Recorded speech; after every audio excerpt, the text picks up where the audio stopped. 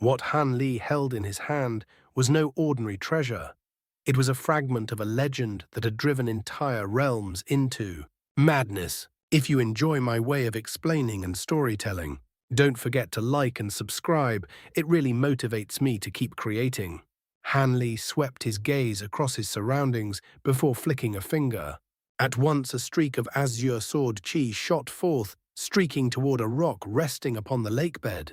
A dull thump echoed faintly, and even before the sword chi could strike its target, a veil of pale blue light shimmered into existence below, intercepting the attack and holding it at bay. Yet the barrier was fragile, little more than a fleeting illusion.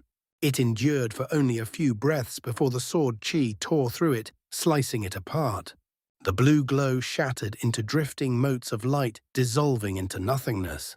Beneath it, the rock vanished in a flash, as though it had never truly existed. In its place, a vast five-colored barrier emerged, spanning over 1,000 feet across the lakebed. Streams of chaotic spiritual light, red, blue, gold, green, and earthen hues coursed restlessly across its surface, obscuring whatever lay hidden beneath. Han Li sensed the immense spiritual power radiating from the barrier. His eyes narrowed slightly as he stroked his chin in thought. The earlier blue barrier had been nothing more than a rudimentary illusion, likely set up recently by the 3 core formation cultivators. This five-colored restriction bore the unmistakable mark of Manhua himself. At the time, Manhua had been reduced to nothing more than a nascent soul hastening toward death. Naturally, he had neither the time nor the inclination to reveal how to bypass this formation, which left only one option: force. Even so, the restriction was clearly forged through the intertwined forces of the 5 elements. Breaking it would not be effortless even for him. With that conclusion reached, Han Li wasted no further time. Forming a hand seal, he summoned a flash of silver light from the storage pouch at his waist. A humanoid figure materialized soundlessly behind him. It was the humanoid puppet. At the same moment, 36 golden flying swords burst forth from his sleeve. With a resonant chime, they converged in mid-air, merging into a colossal golden blade over 100 feet long. A seal of incantation descended upon the blade. Thunder rumbled. A thick arc of golden lightning erupted from the sword, coiling and twisting before transforming into a lifelike lightning python. It circled the massive blade several times, then raised its head with a fierce hiss, its presence both vivid and terrifying.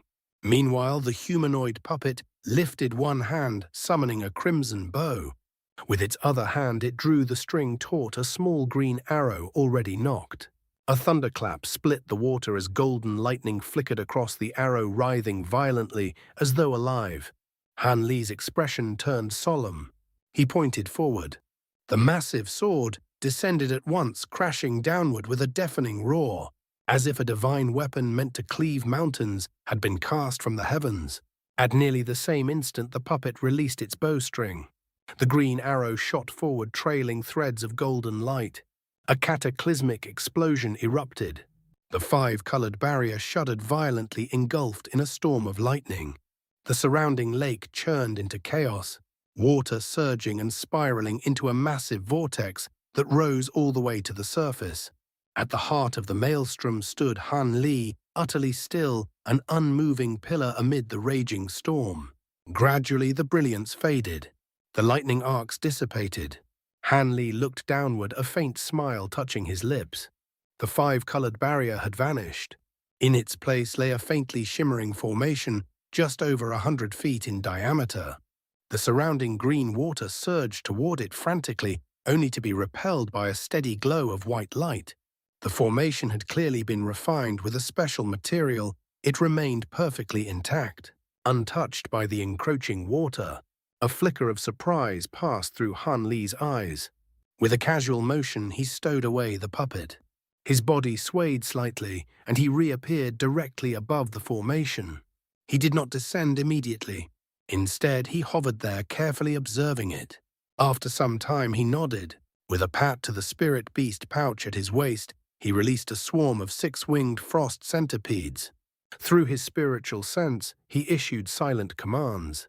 The snow-white creatures burrowed into the lakebed around the formation, disappearing beneath the sediment.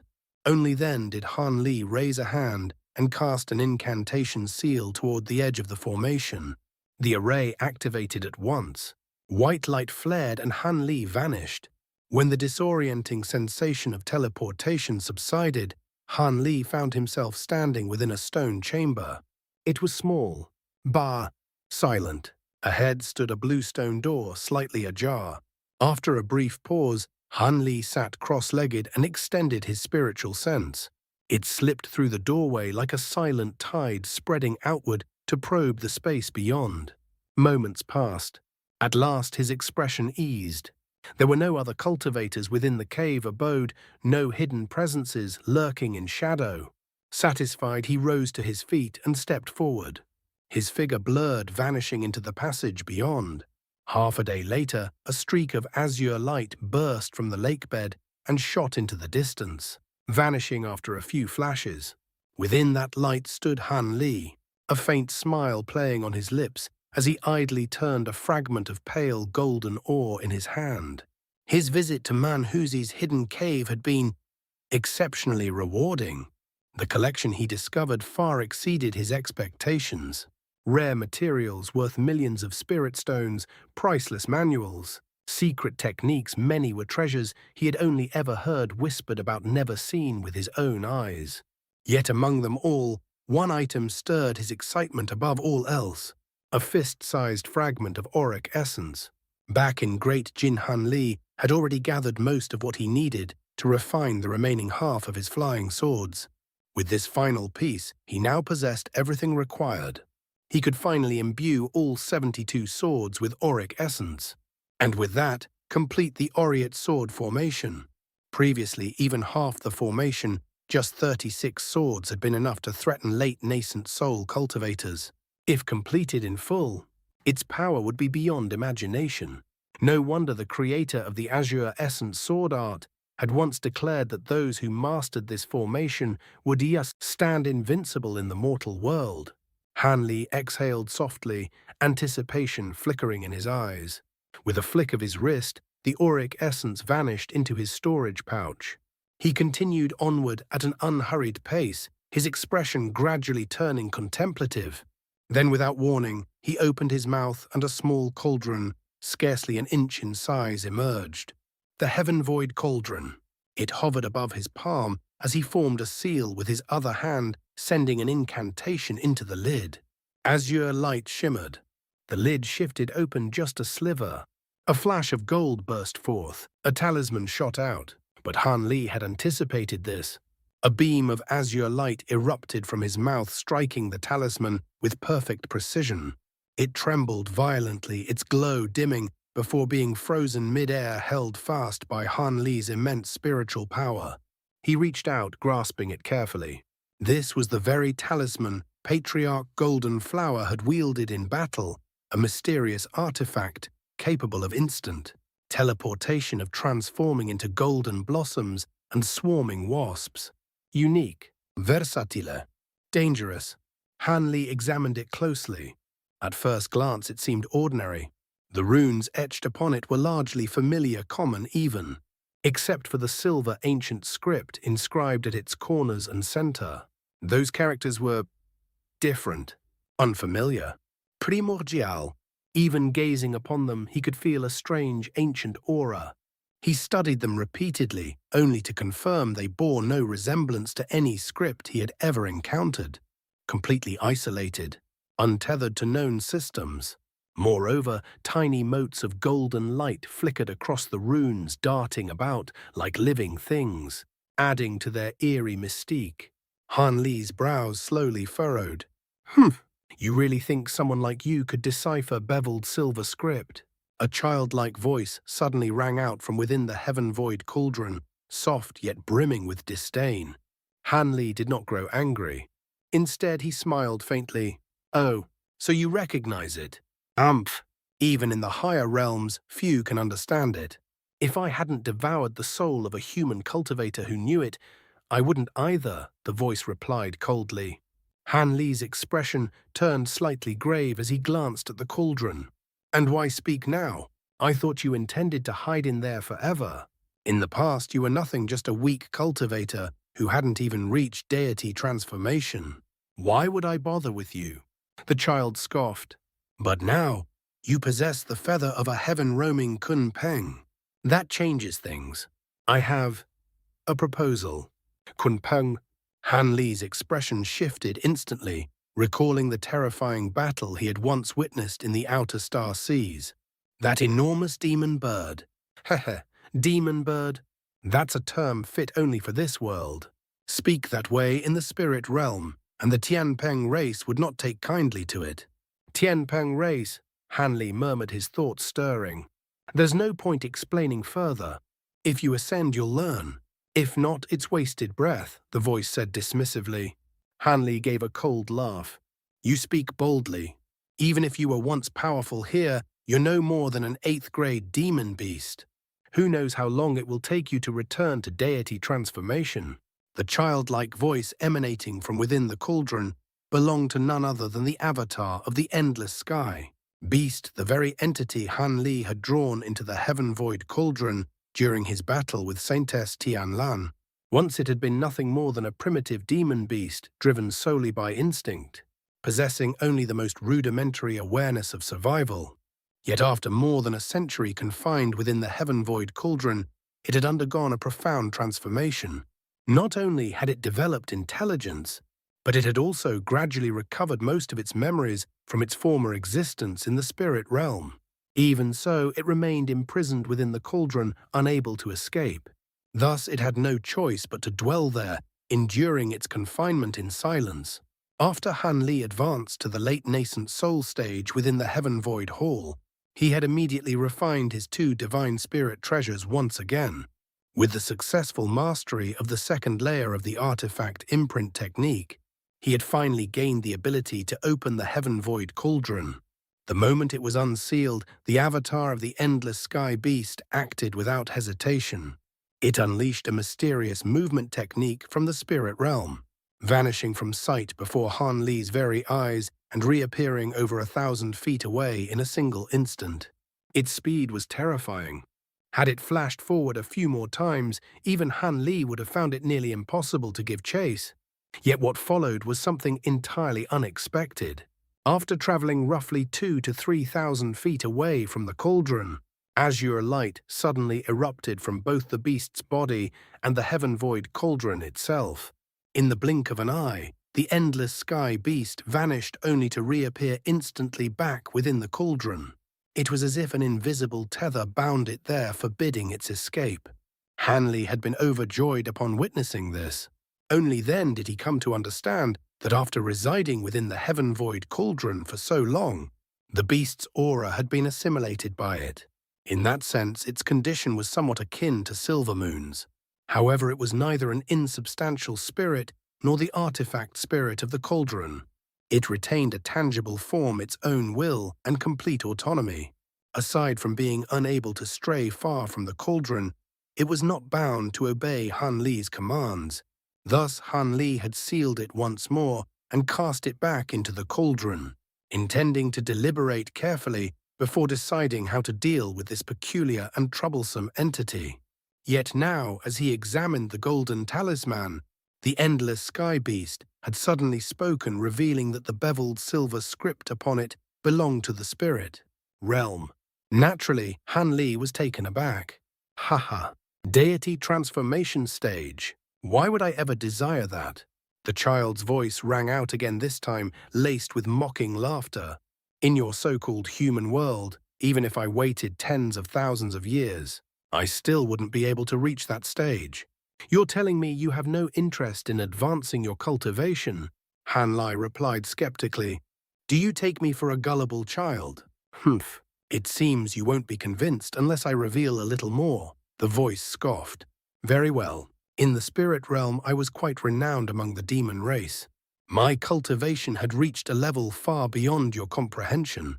There was a pause, then it continued with cold arrogance. I went to great lengths to send an avatar into this world. Do you truly think I did all that just to become some pitiful guardian beast of the human race? In the spirit realm, I command tens of thousands of demon subordinates. Those so-called spell warriors mean nothing to me. Han Li's brows knit slightly, but he remained silent. I sent this avatar here for a reason, the endless sky beast went on. 10,000 years from now, my true body will face a great tribulation. If I fail, if my soul is destroyed, then at least this avatar will allow me to continue existing in this world. Its tone turned colder, more deliberate. So long as that time has not yet come, there is no need for me to cultivate too quickly. If this avatar were to reach the deity transformation stage as well, the tribulation would extend to it. I see. A contingency for survival, Han Li murmured, though doubt lingered in his voice. Do all powerful beings in the spirit realm resort to such methods? Humph. Do you think sending an avatar across realms is so simple? The beast retorted sharply. There are strict requirements. One must possess sufficient cultivation master techniques capable of traversing the boundary between realms, and even then such techniques are exceedingly rare. Its voice grew heavier, tinged with faint irritation.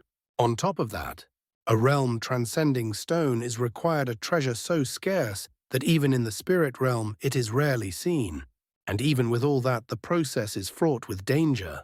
I doubt the success rate exceeds 1 in 10. Each failure means the loss of a portion of one's soul consumed by the chaos between realms. Every time I failed, I was forced into seclusion for over 1,000 years just to recover. Over 10,000 years, I attempted this 7 or 8 times before finally succeeding. It let out a cold snort. Compared to that, projecting magical attacks across realms is far easier. Han Li regarded the cauldron thoughtfully. Why tell me all this? Ha. Simple, the child replied. I merely wish to make one thing clear. We have no conflict of interest. It continued calmly. When I was first drawn into your treasure, I hadn't yet developed intelligence. I was nothing more than a tool used by those spell warriors. And as I've said, I have no intention of advancing to deity transformation in this world. So you need not fear revenge from me. Han Li's expression suddenly turned cold. In that case, wouldn't it be wiser for me to eliminate you now? Silence fell. For a moment the cauldron remained utterly still. Then the child's voice returned, quieter, but far more dangerous. At your current strength, that is certainly an option, it admitted. But do not forget, I am an avatar of a spirit realm demon. Its tone sharpened. I possess secret techniques far beyond your imagination. If you attempt to destroy me, I will ensure you pay a heavy price. Even if you survive, I can mark your soul. A chilling pause. If you never ascend, then perhaps it won't matter. But if you do, even if you change bodies through possession, my true self will find you. It did not finish the sentence. It didn't need to. Han Li fell silent. With his current knowledge, he could discern that while some of the beast's words were exaggerated, much of it rang true. This made the situation troublesome. He had no desire to provoke such a formidable enemy in the spirit realm before ascending. From the creature's own account, its true body could likely crush him as easily as an ant. As for the threat of immediate retaliation, Han Li was far less concerned. The beast was bound to the heaven-void cauldron. So long as he remained cautious, he could avoid serious harm. Still, he continued flying leisurely through the air, yet his brows remained tightly furrowed, his thoughts churning in silence. Within the cauldron, the endless sky beast also fell quiet, as though deliberately allowing him time to consider. At last Han Li spoke again. What about the Kunpeng feather you mentioned? What makes it so special? The beast chuckled softly. The Luomian beasts are heavenly demon spirits, primordial beings, born at the dawn of creation itself. You could even call them gods. Its tone turned grave. Even my true body would not dare approach such entities lightly. However, they are sworn enemies. The Kunpeng must have sensed the presence of a Luomian in your world, prompting it to strike across realms. Ordinarily, they would be evenly matched. But here the Luomian was unrestrained by the boundary between realms, placing the Kunpeng at a disadvantage. You were fortunate to witness their battlefield. The heaven-roaming Kunpeng is a wind-attribute demon spirit, born with innate mastery over the laws of wind. The feather it shed is slightly damaged, but still invaluable. A hint of admiration crept into its voice. If you refine it into a spirit treasure, its power will far surpass that of ordinary treasures. In the spirit realm, there was once someone who crafted a fire dragon cover using a fire Kirin scale. It ranked among the top 100 spirit treasures. Top 100. Han Li echoed, clearly surprised. Do not underestimate what that means, the beast replied. Your 8-spirit ruler, your 7-flame fan. Though rare in this world, they are merely low-grade spirit treasures. Only those listed on the chaotic myriad spirit roll can truly be called divine spirit treasures. And to qualify, one must rank among the top 100. The chaotic myriad spirit roll. Han Li muttered, then shook his head. That's beyond me for now. He paused, then added thoughtfully, but it seems divine spirit treasures are far more common in the spirit realm than in this world. The ancient cultivators here did not leave behind many such items. His gaze sharpened. This deal you mentioned, does it involve the Kunpeng feather? Instead of answering directly, the endless sky beast shifted the topic. Your thunderstorm wings. They allow you to use a lightning movement technique, but they are not fully refined, are they? Han Li was caught slightly off guard. What do you mean? When they were first created, they were meant to harness both wind and lightning. Yet you can only utilize your divine devil bane lightning, the beast continued. As for whether they are fully refined, you yourself are uncertain. Han Li nodded slowly. That's correct. A faint note of pride entered the child's voice. I can teach you how to refine your thunderstorm wings using the Kunpeng feather, transforming them into a true spirit. Treasure. The feather contains the heavenly laws of wind. Even without wind attribute spiritual power, you will be able to wield it. Of course, given your current cultivation and resources, crafting a divine spirit treasure is unrealistic. It paused briefly. But refining a low-grade spirit treasure will be effortless. Faced with such a tempting proposal, Han Li showed no sign of excitement. His expression remained cold and composed as he asked, "And what do you want in return? Surely you're not offering this method out of sheer generosity. I want you to remove the assimilation the Heaven Void Cauldron has imposed on me." The Endless Sky Beast replied without hesitation, "And I want your protection for a time until you either perish or ascend to a higher realm." It paused briefly before continuing. My cultivation has already reached the 8th grade, but having remained within the cauldron for so long, I have yet to face my metamorphosis lightning tribulation.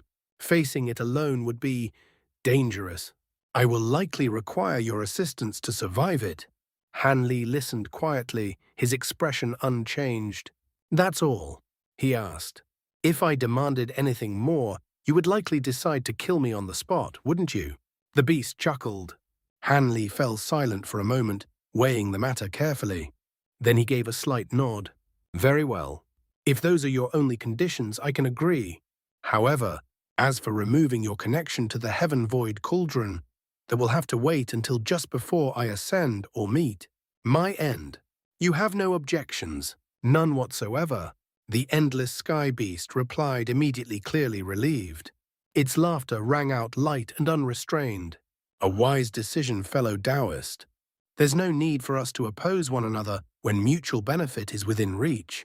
As a sign of my sincerity, I will first teach you the beveled silver script. That would be acceptable. Han Li lowered his gaze to the golden talisman in his hand, readily accepting the offer. Yet after a brief moment of thought, he suddenly patted his waist. An azure storage pouch appeared in his hand. It was none other than Patriarch Golden Flowers. Sweeping his spiritual sense through it, he instantly perceived everything within.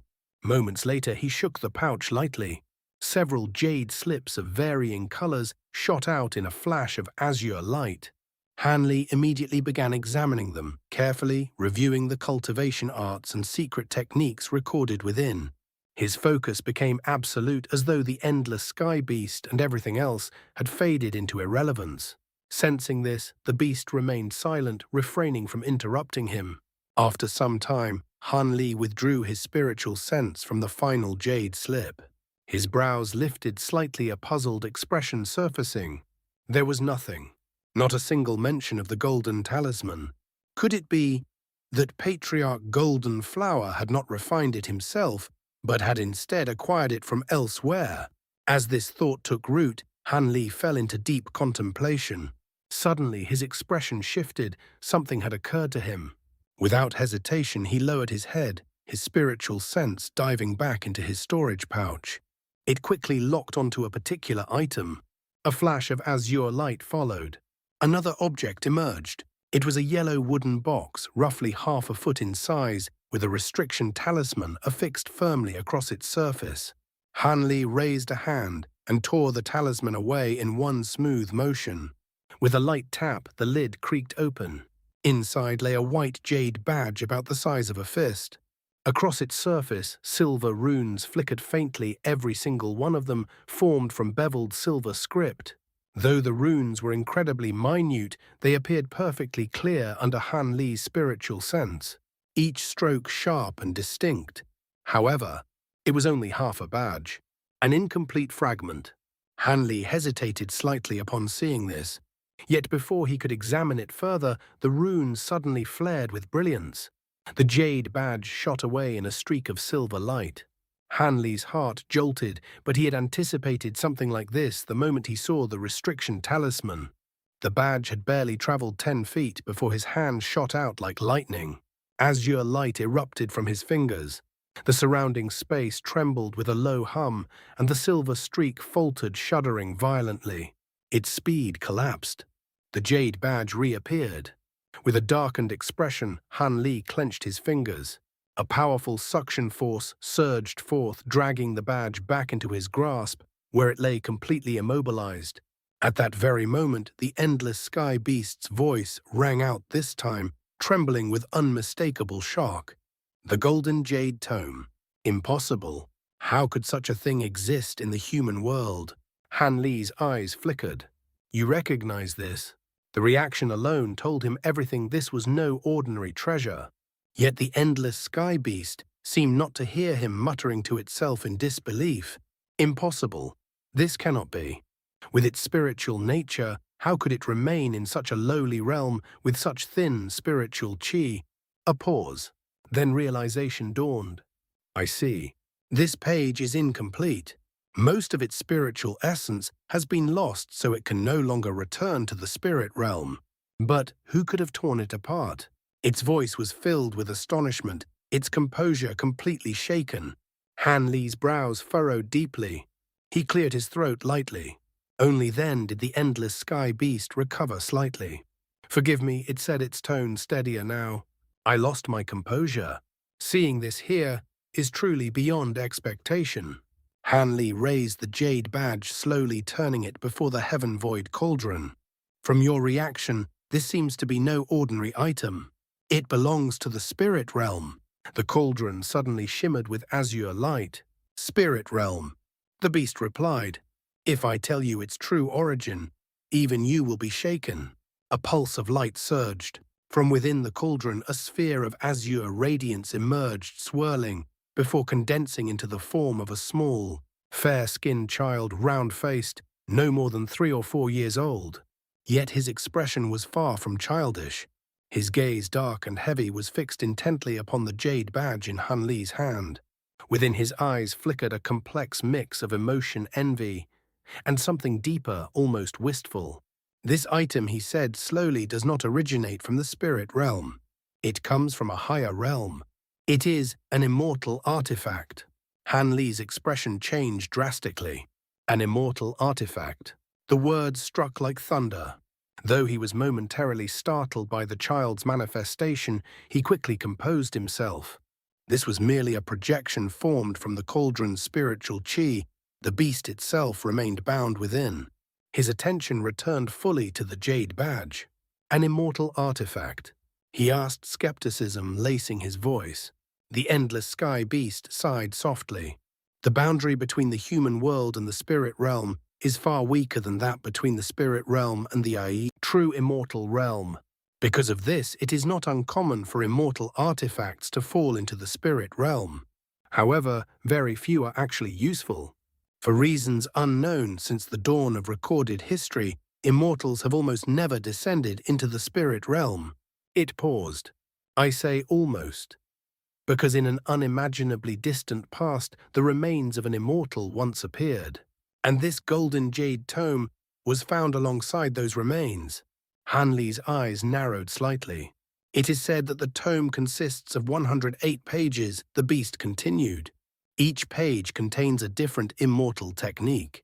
36 are inner pages recording cultivation arts and profound abilities. The remaining 72 are outer pages covering talismans, formations, pill refinement, and countless other disciplines. The child paused briefly before continuing. The inner pages are the true treasures. As for the outer pages, their knowledge is vast, but much of it is impractical. The materials required are unknown, unattainable. At best, they serve as reference. His voice lowered.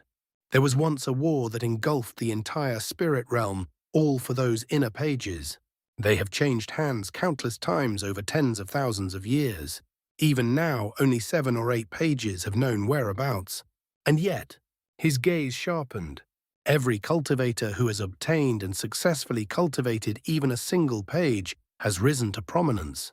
They may not rival the 3 emperors, but they are powerful enough to rule entire regions. A brief silence followed. More importantly, it is said that over the past 100,000 years, every cultivator who has attained the great Tao has cultivated techniques from this tome. Whether true or not, it is enough to drive the entire human race into madness. Hanli absorbed this in silence, then suddenly caught something. The human race, he asked slowly. Have all the pages fallen into human hands? The child gave a faint, knowing smile. Haha. The demon race did participate in the initial struggle, but it didn't take long for them to discover. His voice turned cold. The cultivation arts within the tome are meant solely for humans. For demon cultivators, they are not just useless, they are lethal. Some who attempted to practice them even exploded on the spot. After that, the demon race abandoned all interest. The immortal whose remains were discovered was human, so it is only natural. Hanli stroked his chin thoughtfully. I see. But if no immortal has ever descended, how can you be certain those remains truly belong to one? Could they not have been a powerful cultivator of the spirit realm? The child faltered slightly, brows furrowing. I do not know the details, he admitted. These events occurred long before I gained intelligence. But I do know this: at the time the most powerful beings of both the human and demon races gathered to verify it, and they all reached the same conclusion, that it was, indeed, the remains of an immortal.